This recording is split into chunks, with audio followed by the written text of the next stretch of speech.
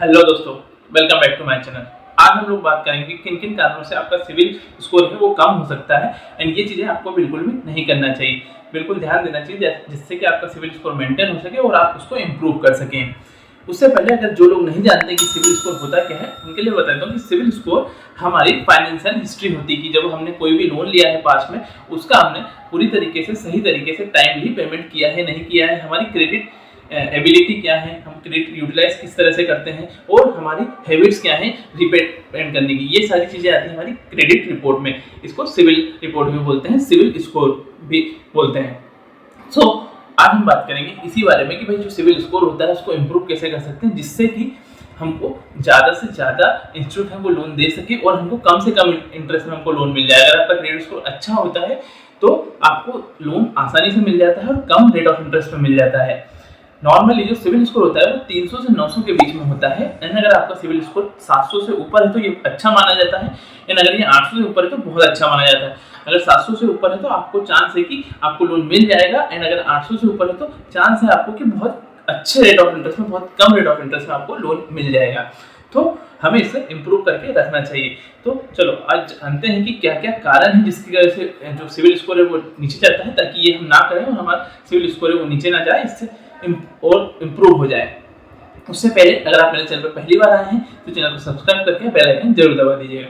चलो, तो सबसे पहला जो होता है जिसके कारण क्रेडिट रिपोर्ट गिरता है वो होती है हमारा क्रेडिट स्कोर गिरने का कारण वो होता है क्रेडिट कार्ड। क्रेडिट कार्ड का अगर हम जो क्रेडिट यूटिलाइजेशन है वो 30% से ज़्यादा करते हैं अगर, तो हमारा क्रेडिट स्कोर धीरे धीरे कम हो जाता है। क्रेडिट यूटिलाइजेशन क्या होता है?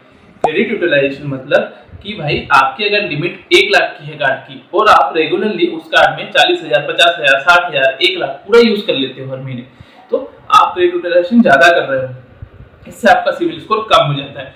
तो थंब रूल ये बोलता है कि भाई आपको 30 से 35% आपकी क्रेडिट यूटिलाइजेशन से ज्यादा नहीं यूज करना है ताकि आपका स्कोर बढ़े और मेंटेन होकर रहे। अगर आपको मान लो ज्यादा यूटिलाइजेशन है आपका तो आप आपके जो भी क्रेडिट कार्ड के बैंक है उससे बोलकर आपका क्रेडिट लिमिट बढ़वा लीजिए या फिर कोई दूसरा कार्ड ले लीजिए, बट आपको 30%, 35% से ज्यादा क्रेडिट यूटिलाइजेशन नहीं करना है, क्योंकि ये जो क्रेडिट यूटिलाइजेशन है ये रिपोर्ट करती है आपकी बैंक क्रेडिट ब्यूरो को एंड उससे ये पता लगता है कि आप बहुत ज्यादा क्रेडिट पर डिपेंडेंट हो, आप आपकी जो लिमिट है उसको बहुत ज्यादा यूटिलाइज करते हो, बहुत डिपेंडेंट हो। तो जब भी कोई नई इंस्टीट्यूट है उसको लोन देने जाएगी तो वो थोड़ी सी अनसिक्योर हो जाती है कि भाई ये पूरी तरीके से क्रेडिट डिपेंडेंट है, इसलिए वो इसीलिए जो क्रेडिट ब्यूरो है वो इसका जो स्कोर है वो कम कर देती है। ये उनके एल्गोरिथम में लगा होता है कि भाई अगर ये क्रेडिट यूटिलाइजेशन ज्यादा कर रहा है तो इसकी स्कोर थोड़ा सा कम कर दीजिए क्योंकि ये बहुत ज्यादा क्रेडिट पर डिपेंडेंट है। तो पहला पॉइंट हमारा हो गया है कि भाई क्रेडिट यूटिलाइजेशन हमें मेंटेन करके रखना है, 30% उससे ज्यादा नहीं करना है।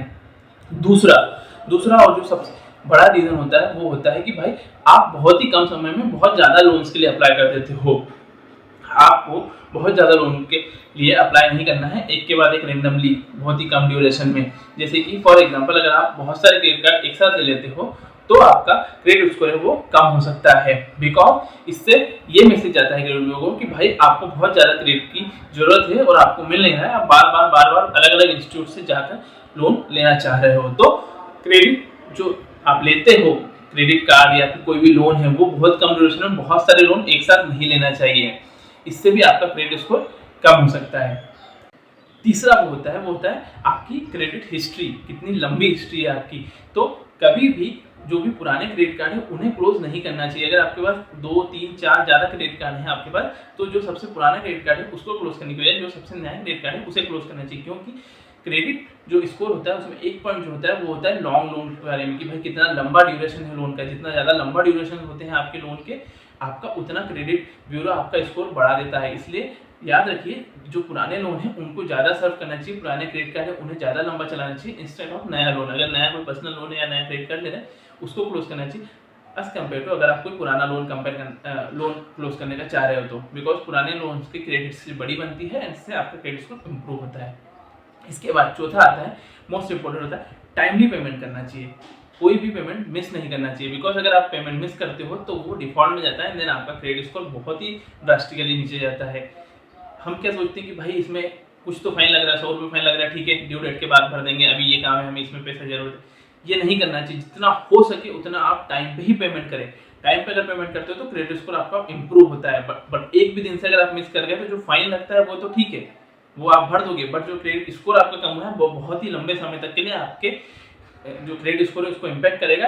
आगे आपको जो लोन मिलने वाले हैं उसमें आपको प्रॉब्लम हो सकती है, आपको मिलेगा भी तो हो सकता है कि ज़्यादा रेट ऑफ इंटरेस्ट से मिले। तो ये हमेशा ध्यान रखें कि कभी भी जो टाइमली पेमेंट है वो मिस ना करें। कहा जाता है कि अगर आपके पास जो लोन का मिक्स है, लोन प्रोडक्ट मिक्स है, वो बहुत ही ज़्यादा इंपॉर्टेंट होता है आपके क्रेडिट स्कोर के लिए। तो इसको समझते हैं कि भाई ये लोन मिक्स या प्रोडक्ट मिक्स है क्या।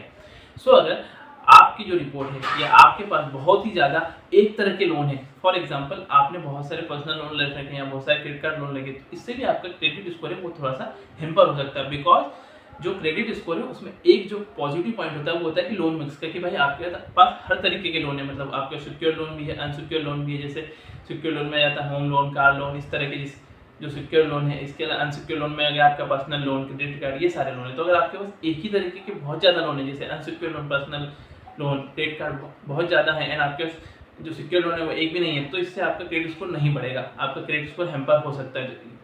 ज़्यादा से ज़्यादा ट्राई करें कि या तो आप बहुत ज़्यादा अनसिक्योर लोन ना लें। अगर आपका बहुत ज़्यादा अनसिक्योर लोन है, आपके 2-3 पर्सनल लोन है या क्रेडिट कार्ड, तो ट्राई करिए कि कोई भी जो सिक्योर लोन है वो भी ले लीजिए आप। जब भी अगर कोई आप प्रोडक्ट परचेज कर रहे हो, कार कर रहे हो, तो उसमें कैश में देने की बजाय आप ये वाला लोन ले लीजिए, ताकि आपका जो लोन प्रोडक्ट मिक्स है वो मेंटेन रहे, ताकि आपका क्रेडिट स्कोर है वो इम्प्रूव हो सके। इसके बाद जो सबसे लास्ट पॉइंट है और सबसे इंपॉर्टेंट पॉइंट है कि भाई कुछ लोगों के पास लोन ही नहीं होते, उनका कोई क्रेडिट हिस्ट्री नहीं होता है। तो इससे प्रॉब्लम क्या आता है, बड़ी बड़ी जो बैंक्स होती हैं उसमें सिक्योर लोन लेने जाओ या अनसिक्योर लोन लेने जाओ, तो वो बिना क्रेडिट हिस्ट्री वालों को लोन नहीं देती है, थोड़ी सी ज़्यादा रेट ऑफ इंटरेस्ट में देती है। तो इसका सॉल्यूशन क्या है कि भाई आपको जो आपकी क्रेडिट हिस्ट्री बनाना है उसका सॉल्यूशन क्या है। तो या तो आप कोई छोटा मोटा लोन ले सकते हैं जिसमें आपको बिना क्रेडिट हिस्ट्री के मिल जाता है, जैसे कि बजाज फाइनेंस देता है आपको मोबाइल के लिए लोन या छोटे छोटे प्रोडक्ट्स के लिए लोन देता है, वो लोन ले लीजिए। या फिर अभी एक नया क्रेडिट कार्ड आया है जो कि आपको एफडी के बेस पे मिलता है। तो अगर आपको कुछ पैसा है, अकाउंट में कुछ पैसा है, तो आप उसकी एफडी करवा लीजिए। फॉर एग्जांपल आपके पास 50,000 है, उसका आप एफडी करवा लीजिए एंड उसी एफडी के अगेंस्ट में वो आपको 90% या कभी कभी तो 100% भी आपको उस लिमिट का क्रेडिट कार्ड दे देते हैं। इससे क्या होगा कि आपकी क्रेडिट हिस्ट्री जनरेट होना चालू हो जाएगी एंड आपका धीरे धीरे क्रेडिट स्कोर बन जाएगा। तो आप कल को कोई बड़ा लोन लेने जाओगे तो आपको ये प्रॉब्लम नहीं आएगी कि आपकी क्रेडिट हिस्ट्री नहीं है। तो इन सारी बातों का बहुत ज़्यादा ध्यान देना चाहिए अगर आपको क्रेडिट स्कोर आपका अच्छे से मेंटेन करना है, और अगर आपको जब भी लोन लेना है वो कम रेट ऑफ इंटरेस्ट पे लेना है। तो इसके अलावा जो आपका क्रेडिट स्कोर है वो आपको रेगुलरली चेक करते रहना चाहिए। बट ये चीज़ ध्यान देना कि कहीं भी रैंडम वेबसाइट पे जाकर इसे चेक ना करें।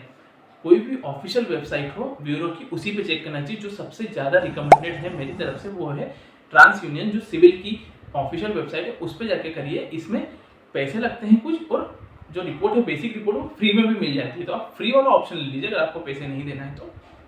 बट आप रेगुलरली चेक करते रहिए ताकि आपका जो आप देख सको कि भाई कौन सा लोन मैंने लिया है, किस तरह से उसमें क्रेडिट रिपोर्ट में रिपोर्टिंग हो रही है। हो सकता है अगर कोई, आजकल बहुत सारे केस आ रहे हैं कि जो बैंक है वो गलत रिपोर्टिंग कर रही है, तो अगर कोई गलत रिपोर्टिंग हुई है तो आप उसको बैंक के साथ बात करके उसको सही करवा सकते हैं। आप जो सिविल ब्यूरो है उसमें आप कंप्लेंट डाल के उसको सही करवा सकते हैं। तो ये चीज़ आप ध्यान रखिए कि भाई आपकी जो सिविल रिपोर्ट है सब कुछ सही एंट्री हो रही है। बिकॉज रिसेंटली अभी मेरी रिपोर्ट में जो मेरा एक पुराना लोन था उसमें ये बता दिया था उस इंस्टीट्यूट ने कि भाई इन्होंने टाइमली पेमेंट नहीं किया है। फिर मैंने उसे क्रेडिट ब्यूरो में रिक्वेस्ट रेज करके मेरे सारे जो प्रूफ्स थे उस पर्टिकुलर लोन के लिए, क्लोजर रिपोर्ट और जो उसका स्टेटमेंट था वो सबमिट करके उसे रिक्वेस्ट दर्ज करी। देन उसने वो रिजॉल्व कर दिया कि भाई हाँ इसने टाइमली पेमेंट किया और मेरी जो क्रेडिट रिपोर्ट है उसमें से वो डिफॉल्ट वाली हिस्ट्री उसने सही कर दी एंड अब मेरा क्रेडिट स्कोर वापस से इम्प्रूव हो गया है। तो ये ध्यान रखिए कि कोई अगर आपका गलत रिपोर्ट हो गया है किसी तरीके से कोई भी लोन, तो आप उसको टाइम से सुधारिए। इसलिए आप रेगुलरली चेक करते रहिएगा कि भाई आपका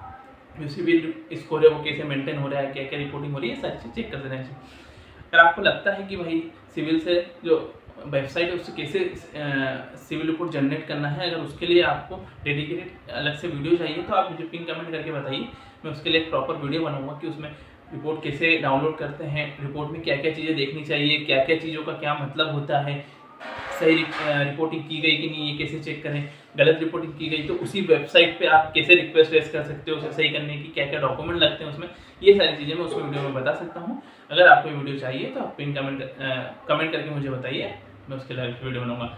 अगर ये वीडियो थोड़ा सा इन्फॉर्मेटिव लगा हो आपको तो ज़्यादा से ज़्यादा इसे शेयर करिए एंड लाइक जरूर करिएगा, ताकि ज़्यादा से ज़्यादा लोगों तक पहुँच पाए। एंड मेरे चैनल को सब्सक्राइब जरूर कर दीजिएगा अगर आपने अभी तक सब्सक्राइब नहीं किया है।